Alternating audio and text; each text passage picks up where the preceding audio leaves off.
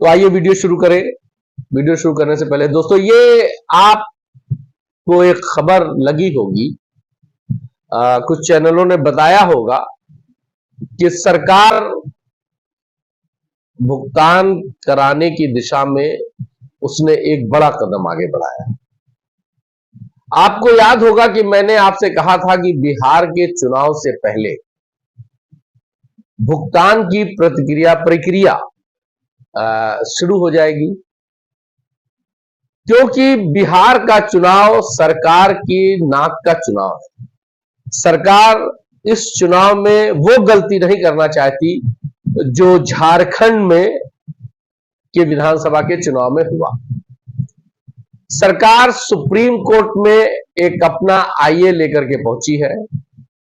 उस आईए में क्या है ये तो आपको अगली तारीख में पता चलेगा।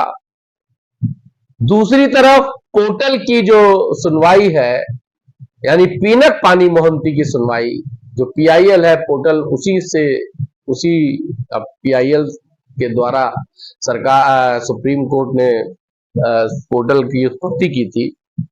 उसी केस में वो 11 अगस्त को वो केस है, और पोर्टल की जो मियाद है यानी डेट है वो 31 दिसंबर है। उसके पहले पोर्टल ने अपने लगभग सारे पैसे, यानी जो 5,000 करोड़ उनको मिला था सेबी सहारा खाते से, उस पैसे को ब्याज सहित जो लगभग 56-57 हजार करोड़ हो गया, 56-57 करोड़ हो गया था, वो पैसा वो लगभग बांट चुके हैं, या कुछ 200-400 करोड़ रह गया होगा। यानी पोर्टल ने अपना काम, मतलब जो रकम पोर्टल को दी गई थी वो पूरी कर ली।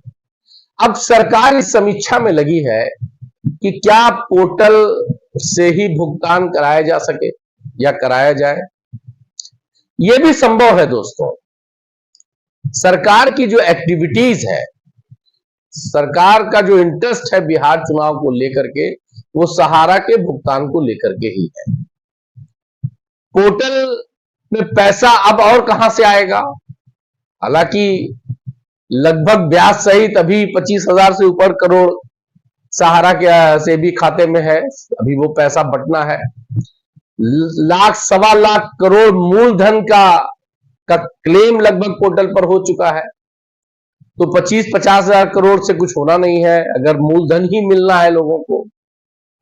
इन सब चीजों को लेकर के इधर इस बीच आपने देखा कि झारखंड में किसी एक ऑफिस के कर्मचारी को गिरफ्तारी भी उसकी हुई, और मध्य प्रदेश में आपने देखा कि एफआईआर भी दर्ज हुई सहारा के शीर्ष जो प्रबंधन थे उन लोगों के नाम से। खैर, ये सरकार की प्रक्रिया है, ये सारी चीजें होती रहती हैं। अगर आपकी याददाश्त कमजोर नहीं है तो आपको याद होगा इसके पहले 2000 से ज्यादा एफआईआर सहारा श्री सुब्रत राय के खिलाफ भी हुआ था। और जहां तक गिरफ्तारी की बात है तो सहारा श्री सुब्रत राय भी गिरफ्तार हुए थे। लेकिन गिरफ्तारी, एफआईआर या जांच, इन सब से पब्लिक का, निवेशकों का भुगतान होता नहीं दिख रहा है। भुगतान का रास्ता जो पोर्टल के जरिए जो थोड़ा बहुत मिला है, उसी से को अगर और उसकी मियाद बढ़ाई जाए, थोड़ी स्पीड पोर्टल की बढ़ाई जाए, और जो 50,000 था उसको 5 लाख जैसे की बात चल रही थी वो किया जाए, ऐसी भी संभावना है। इसकी भी तैयारी सरकार की तरफ से की जा रही है। छोटे निवेशक मतलब 5 लाख से नीचे वाले छोटे निवेशकों का भुगतान सरकार पहले करना चाहती है। और आपने देखा भी होगा कि 50,000 तक के लोगों का इसीलिए लिया गया कि जिससे कि 5 लाख के ऊपर वालों का अभी नहीं लिया जा रहा है। हालांकि संभावना 25 लाख तक की बात की जा रही थी, तय हुआ था, समझौते भी दाखिल हुए हैं न्यायालय में, लेकिन ना जाने क्या बात है। आज अगस्त की 3 तारीख हो गई है, 14 तारीख को ही जुलाई की कोर्ट शुरू हो चुका है, लेकिन अब तक उस समझौते वाली फाइल में यानी सहारा से भी विवाद में कहीं कुछ भी नजर नहीं आ रहा है, न उसकी कोई डेट आदेश की पड़ रही है। मैं बार बार आपसे कहता हूं कि अब कोई सुनवाई की डेट नहीं होनी है। वो पूरी तरह से वो केस सॉल्व लिख के आता है, सुलह उसका मीडिएशन में डाल करके उसको सुलह कर लिया गया है।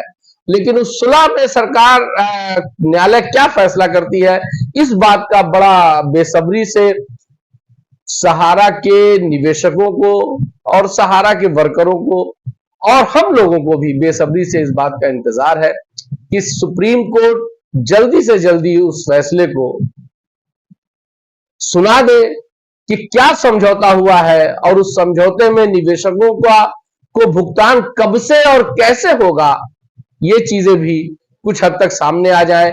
इस बार संसद चल रही है, संसद में आपने देखा होगा घोसी के सांसद ने भी, जो समाजवादी पार्टी के हैं, उन्होंने बड़ी मजबूती से सहारा के मुद्दे को उठाया और मनीष जायसवाल जो हजारीबाग झारखंड के बीजेपी के सांसद हैं, उन्होंने भी इस मुद्दे को उठाया है। इसके पहले आपने देखा कि कई लोगों ने वहां पर जो है इस मुद्दे को मजबूती के साथ उठाया है। कहने का मतलब यह है कि ये मुद्दा राजनीतिकरण तो हो ही रहा है, लेकिन बिहार के चुनाव में ये एक बड़ा मुद्दा हो सकता है या होने जा रहा है। सरकार इसको बड़ा मुद्दा विपक्ष के हाथ में नहीं जाने देना चाहती है, तो सरकार भुगतान चुनाव से पहले भुगतान की प्रक्रिया को चालू करा देगी, ऐसा लगता है मुझे। छोटे निवेशकों का भुगतान बहुत होगा और बड़ी राशि के भुगतान, यानी जिनका 5 लाख से ऊपर का भुगतान है, उनको अभी और इंतजार करना पड़ेगा। संभावना ये जताई जा रही है कि पोर्टल में और राशि दी जाएगी सीआरसीएस पोर्टल को, और जो पैटर्न चला है बांटने का सीआरसीएस के माध्यम से, वो जारी भी रह सकता है। लेकिन कुल 31 दिसंबर तक का समय है, 31 दिसंबर से पहले ही लगभग पैसा खत्म कर चुकी है सीआरसीएस, बांट चुकी है। तो लिहाजा हो सकता है कि 11 अगस्त की जो सुनवाई है उसमें भी कुछ चीजें सामने आ जाए। और आपने देखा, मैंने आपसे बताया कि गिरफ्तारी हुई और कुछ एफआईआर भी हुए, तो एफआईआर होते जाते रहते हैं। लेकिन सहारा के मैनेजमेंट की तरफ से जो सूचना है तो सुप्रीम कोर्ट को लेकर के ही सारा इंतजार है दोस्तों। जिस दिन सुप्रीम कोर्ट सहारा सेबी के उस सुलह हुए समझौते पर अपना फैसला दे देगा, यकीनन सारी चीजें फिर से लाइन पर आ जाएंगी। धन्यवाद।